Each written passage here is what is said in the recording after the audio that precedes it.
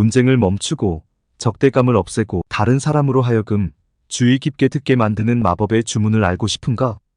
바로 여기 있다. 이렇게 말을 꺼내라. 그렇게 생각하는 것이 당연합니다. 제가 당신이었다고 해도 틀림없이 당신처럼 생각했을 거예요. 이런 대답은 아무리 성미가 고약한 사람이라도 금방 누그러지게 만들 것이다. 당신은 이런 말을 100% 진심으로 할 수도 있다. 만일 당신이 다른 사람의 처지에 있다면 그 사람처럼 느끼기 마련이기 때문이다. 안녕하세요. 모르는 사이에 조금씩 마음의 양식이 스며드는 시나브로 책방입니다. 사람들에게 어떻게 하면 내 말을 듣게 할 수 있는지 고민해 본 적은 없으신가요? 저번 영상에 이어 사람들을 설득하는 기술을 카네기의 저서 인간관계론을 통해 알아보겠습니다. 이 영상을 꼭 시청하셔서 여러분의 의견이 다른 사람에게 강력한 메시지로 전달되기를 바랍니다. 사람들을 설득하는 10가지 방법. 불평을 처리하는 안전밸브. 대부분의 사람들은 다른 사람들이 자신의 생각에 동의하게 만들려고 할 때 말을 지나치게 많이 한다. 특히 세일즈맨들이 이러한 실수를 잘 저지른다. 상대방이 먼저 자신의 이야기를 마치도록 내버려 두어라. 상대방은 자신의 일과 문제에 대해서 당신보다 훨씬 더 잘 알고 있다. 그러니 상대방에게 질문을 던져라. 상대방이 당신에게 이야기를 하게 만들어라. 미국 최고 자동차 회사 중 하나가 1년치 내장재 직물에 대한 협상을 진행하고 있었다. 새 제조업체가 직물 견본을 만들었다. 자동차 회사의 중역들이 이 견본을 조사했고 제조사들에게 공지를 보냈다. 정해진 날에 제조사 대표에게 자신 회사의 천을 선택해야 하는 이유를 제시할 기회를 줄 것이라는 내용이었다. 제조사 중 하나의 대표인 아 씨는 인후염이 심각한 상태였다. 그는 내 수업 시간에 이렇게 발표했다. 제가 회의에서 중역들을 만나야 할 차례였는데 목소리가 나오지 않았어요. 모기 소리조차 낼 수 없었죠. 방으로 안내를 받아가 보니 직물 엔지니어, 구매 담당 직원, 판매 부장, 사장의 얼굴이 보였습니다. 저는 자리에서 일어나 온 힘을 짜내 말을 해보려 했습니다. 하지만 끄끄거리는 소리밖에 나오지 않았습니다. 모두 테이블에 앉아 있어서 저는 종이에 이렇게 써서 보여주었습니다. 신사 여러분, 제 목소리가 나오지 않습니다. 말을 하지 못하겠습니다. 사장이 말했습니다. 제가 대신 말해드리기로 하죠. 그리고 사장이 제 대신 말을 이어나갔습니다. 사장은 제 견본을 사람들 앞에 보여주며 장점에 대해 높이 평가했습니다. 제 대신 프레젠테이션을 하고 토론 중에도 계속 제 편을 들어주었습니다. 저는 그저 앉아서 미소를 짓고 고개를 끄덕이고 약간의 제스처만 했을 뿐입니다. 이 아주 특이했던 회의 결과 저는 계약을 따냈습니다. 무려 160만 달러에 상당하는 내장재 직물 50만 야드의 계약이었습니다. 저는 그때까지 그렇게 커다란 계약을 해본 적이 없었습니다. 제가 목소리를 잃지 않았더라면 아마 저는 계약을 따지 못했을 겁니다. 제가 하려던 제안은 엉망이었거든요. 정말 우연히도 저는 다른 사람이 말을 하도록 내버려 두는 것이 얼마나 도움이 되는 일인지를 알게 되었습니다. 프랑스 철학자 라로슈프코는 말했다. 적을 원한다면 친구들보다 뛰어난 사람이 되어라. 친구를 원한다면 친구들이 너보다 뛰어난 사람이 되도록 하라. 이 말은 왜 진실인가? 친구들이 우리보다 뛰어날 때 친구들은 자신이 중요한 사람이라는 느낌을 가지지만 우리가 그들보다 나으면 열등감을 갖게 되고 질투와 시기를 하게 되기 때문이다. 설득을 위해서는 다른 사람의 말을 자르지 말고 많이 하도록 만들어야 한다. 협조를 얻는 방법. 당신은 다른 사람이 건네주는 생각을 그대로 받아들이기보다는 스스로 발견한 생각을 더 믿지 않는가? 만일 그렇다면 당신의 의견을 다른 사람에게 강요하는 것은 잘못된 판단이 아닐까? 제안을 하고 다른 사람으로 하여금 철저하게 생각해 보도록 만드는 게 더 현명한 일이 아닐까? 다른 사람이 스스로 원해서 하도록 행동하는 것이 현명한 사례가 있다. 몇 년 전 뉴브런즈윅에 살던 한 사람은 이런 방법을 사용해서 나를 고객으로 만들었다. 당시 나는 낚시와 카누 타기를 하러 뉴브런즈윅에 갈 계획을 세우고 있었다. 그래서 나는 관광청에 정보를 구했다. 그때 아마 내 이름과 주소가 공개되었을 것이다. 얼마 되지도 않아 캠프와 가이드들이 보낸 수없이 많은 편지와 소책자와 추천서 등에 파묻힐 지경이 되었다. 나는 당황했다. 그중 어떤 걸 선택해야 할지 몰랐다. 그때 한 캠프 소유주가 영리한 행동을 했다. 그는 자신의 캠프에 묵었던 몇몇 뉴욕 사람들의 이름과 전화번호를 보내곤 그들에게 전화를 해 어떤 서비스를 받을 수 있는지 알아보라고 했다. 놀랍게도 그 리스트 중에는 내가 잘 알던 사람이 하나 있었다. 그래서 그에게 전화를 했고 그가 어떤 경험을 했는지 알게 되었다. 그리고 나는 그 캠프에 내가 도착할 날짜를 전보로 보냈다. 다른 사람들은 자신들이 제공할 수 있는 서비스들을 가지고 나를 설득하려 했다. 하지만 이 친구는 내가 스스로를 설득하도록 만들었다. 이 사람이 결국 승리를 거두었다. 다른 사람들에게 협조를 구하고 싶다면 그들로 하여금 스스로 생각해냈다고 여기게 만들어야 한다. 기적을 만드는 공식. 다른 사람이 어떤 생각을 하고 어떤 행동을 하는 데는 다 이유가 있기 마련이다.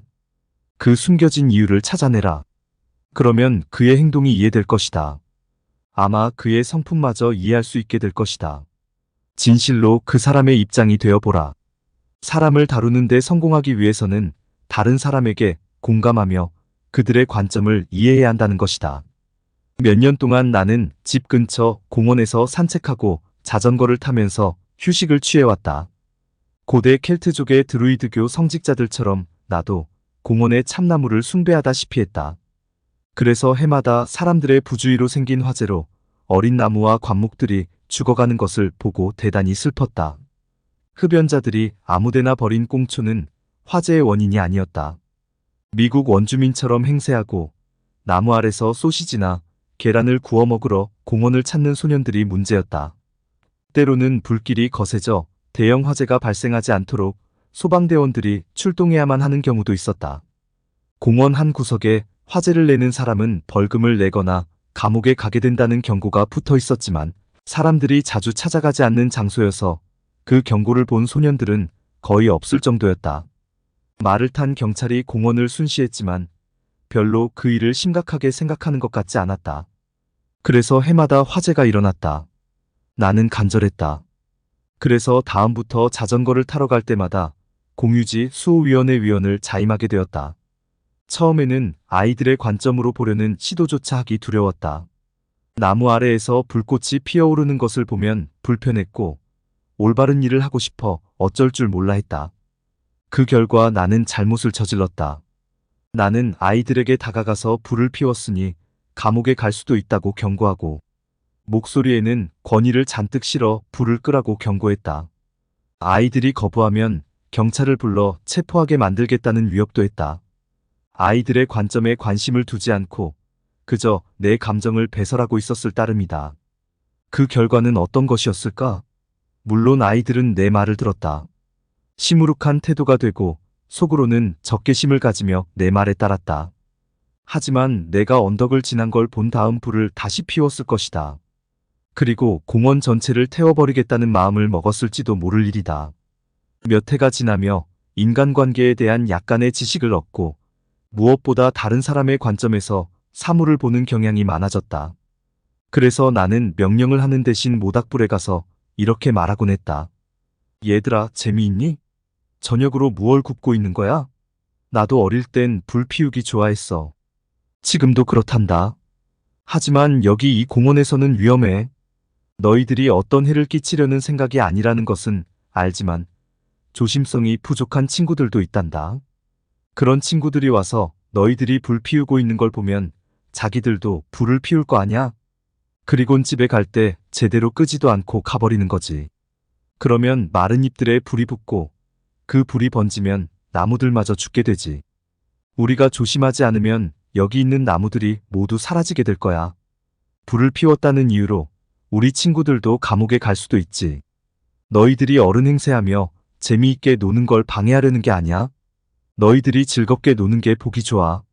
하지만 얘들아, 지금 나뭇잎들을 당장 불에서 멀리 치워줄래? 그리고 가기 전에 흙을 많이 퍼서 불을 덮어 끄고 가도록 해. 그래 줄 거지? 다음에도 불 피우며 재미있게 놀고 싶으면 저기 언덕을 넘으면 모래밭이 있으니 거기를 이용하는 게 어떨까? 거기에선 전혀 위험하지 않거든.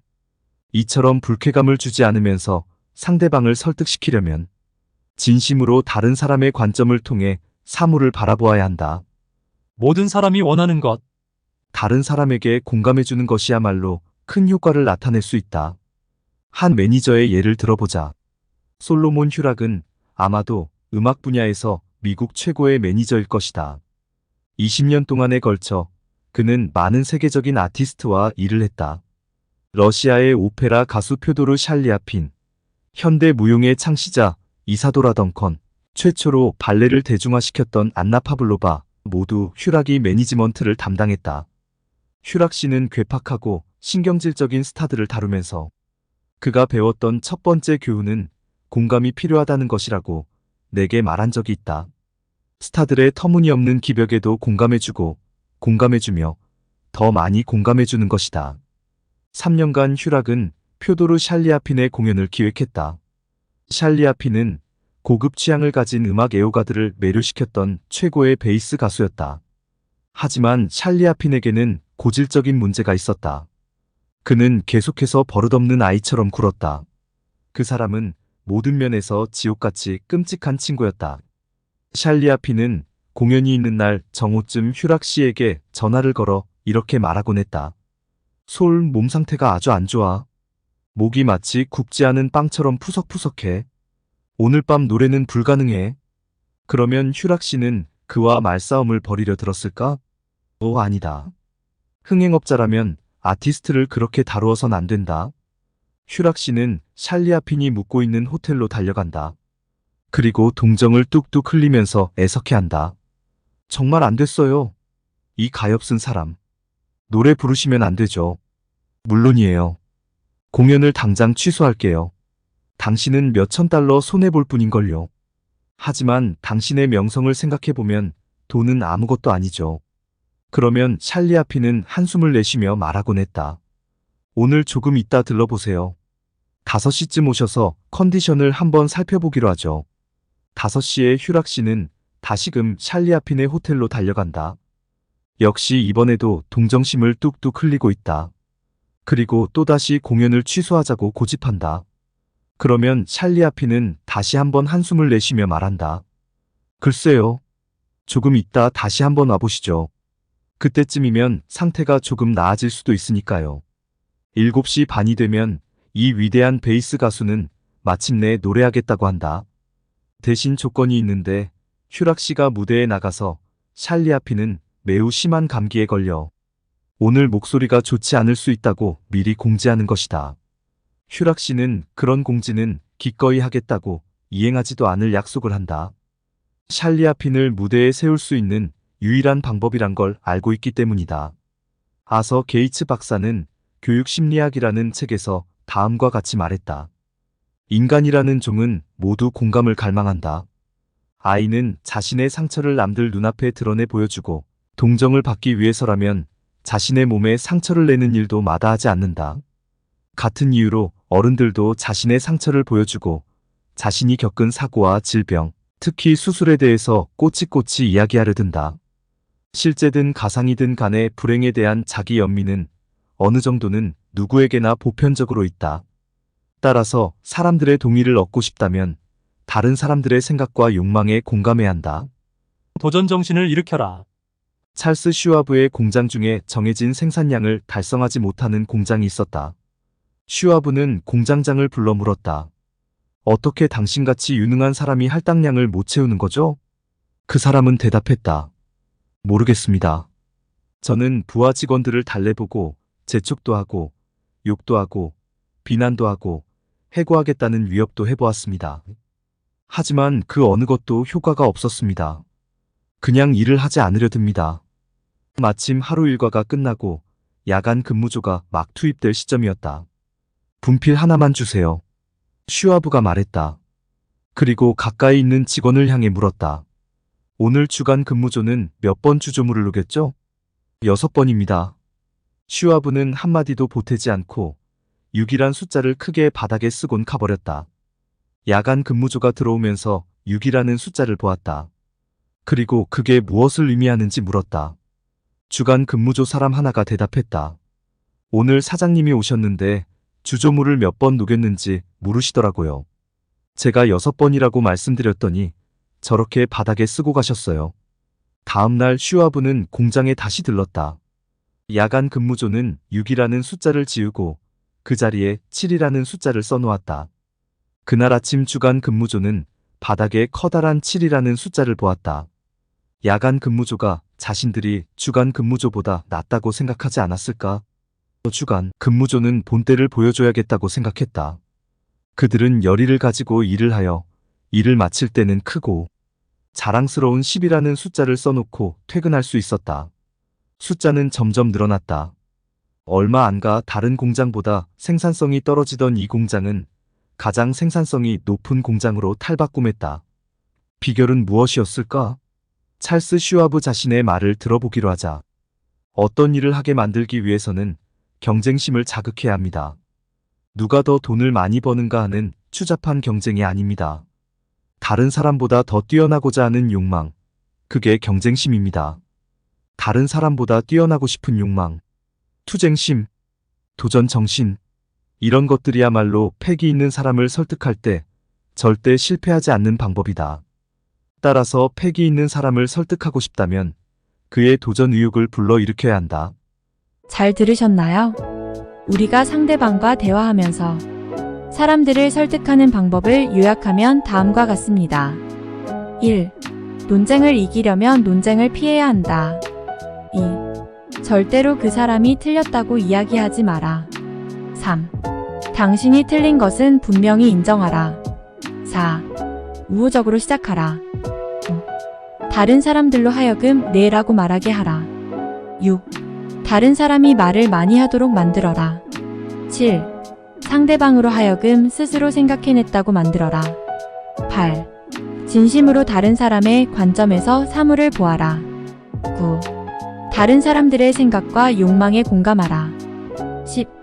도전 의욕을 불러일으켜라. 위 10가지를 실천하셔서 여러분들의 설득 기술이 나아지시길 바랍니다. 이 영상을 시청하신 여러분은 어제보다 더 나은 오늘이 될 것입니다. 이상 신압으로 책방이었습니다. 안녕.